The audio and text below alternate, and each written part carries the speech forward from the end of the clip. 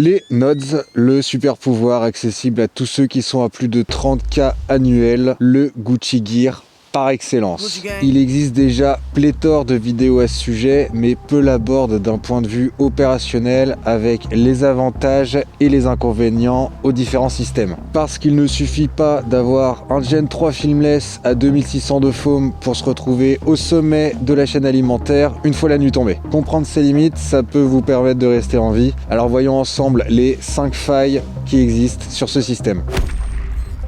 Sous nodes, la perception du relief est grandement affectée, plus de profondeur. Avec un monoculaire, la racine là-bas, le précipice, peut être beaucoup plus près ou plus loin que ce qu'on croit. Si les binoculaires corrigent grandement ce problème, elles ne l'effacent pas complètement. Le champ de vision réduit des 40 degrés et la distorsion optique sur le bord de l'image fausse grandement l'appréciation des distances.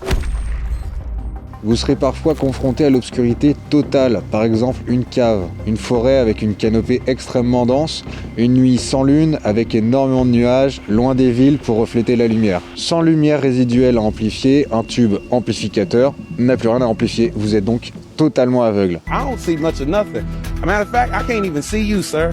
Et là est l'erreur, vous risquez de vouloir utiliser une source de lumière infrarouge pour pouvoir discerner quelque chose.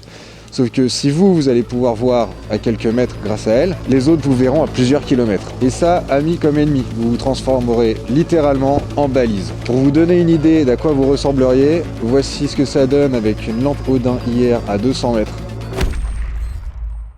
Ce qui nous amène au troisième point, l'illusion de l'invisibilité. Tout voir ne signifie pas être invisible. Posséder des nodes, c'est se plier à la discipline de la lumière. Donc oubliez votre lampe rouge tactique à faible puissance, la moindre flamme d'un briquet, même la braise d'une cigarette est visible à plusieurs centaines de mètres avec une bonne vision nocturne. Gardez en tête que travailler sur une carte, fouiller dans un IFAK mal organisé, retrouver une pile tout au fond du sac à dos, c'est un exercice très compliqué quand on n'a aucun apport de lumière et qu'on regarde à travers son tube.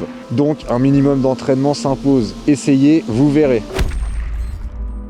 Autre faiblesse majeure, le poids et l'encombrement. Ça pèse lourd, surtout au bout de quelques heures. Rien que le casque, ça joue déjà pas mal sur les cervicales. Si vous rajoutez à ça l'appui du NVG, son contrepoids, les différents accessoires qui augmentent les performances de votre NVG, alors la charge devient vraiment très lourde. Surtout si comme moi, vous n'avez pas forcément une carrure digne d'André le Géant, vous allez sentir le poids du setup. Quoi que vous fassiez, ça va vous ralentir, vous serez moins agile en CQB, vous allez vous prendre la plupart des branches que vous croiserez en forêt, même les plus petits modèles et les plus légers restent très encombrants. Les retirer après une longue nuit de marche, c'est exactement comme enlever une paire de chaussures de ski après toute une journée de sport, c'est une libération. J'en peux plus. Oh, je vais dormir comme une masse. Pour le cinquième et dernier point, je voudrais aborder les dangers spécifiques aux binoculaires. Parce qu'on a tendance à penser qu'un monoculaire est inférieur. On a parlé tout à l'heure du fait que les binoculaires permettaient de conserver un maximum la profondeur de champ et de mieux naviguer. Mais le monoculaire a de très très grands avantages. Et il y en a même 4. Premier avantage et pas des moindres, vous gardez avec un monoculaire un œil adapté à l'obscurité ambiante. Parce que si jamais votre binoculaire vous lâche, vous n'avez plus de pile, il est ruiné, peu importe, vous passerez 2 minutes horribles où vous ne verrez absolument rien. Parce que vos 2 yeux seront habitués à la lumière émise par les NVG. Avec un œil disponible immédiatement, vous êtes tranquille. Deuxième avantage, si une lumière ou une réflexion apparaît du côté non appareillé, vous le verrez immédiatement parce qu'il sera dans votre champ de vision naturel qui est extrêmement large, en tout cas beaucoup plus large que les 40 degrés ou 50 en fonction de la lentille de votre NVG. Vous le verrez immédiatement alors que l'utilisation de binoculaires aurait pu vous en empêcher, soit parce que vous avez un œilleton, soit parce que vous avez un effet tunnel, soit parce que votre œil est tellement peu sensible aux petites lueurs que cette lueur-là, il ne l'aura pas vue. Troisième point, et ça j'ai vu quasiment personne en parler, c'est la conscience de son environnement.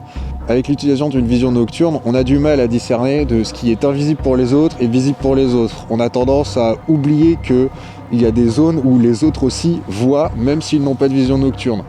Par exemple, je suis dans une ruelle très mal éclairée. J'arrive sous un lampadaire. Puisque je voyais parfaitement avant le lampadaire, je ne fais pas attention, je suis à présent totalement visible. Avec l'utilisation d'un monoculaire, mon œil non appareillé voit très bien.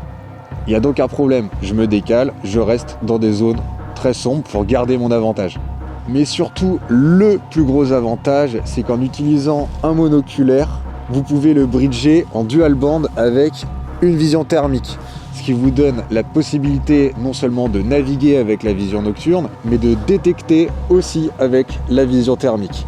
Vision thermique qui, en monoculaire comme ça, peut détecter des sources de chaleur de taille humaine à 800-900 mètres dans le meilleur des cas. Par exemple, quand il a neigé et que la personne a très chaud.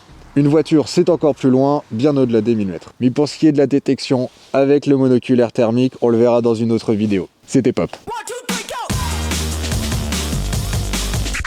Gucci gang.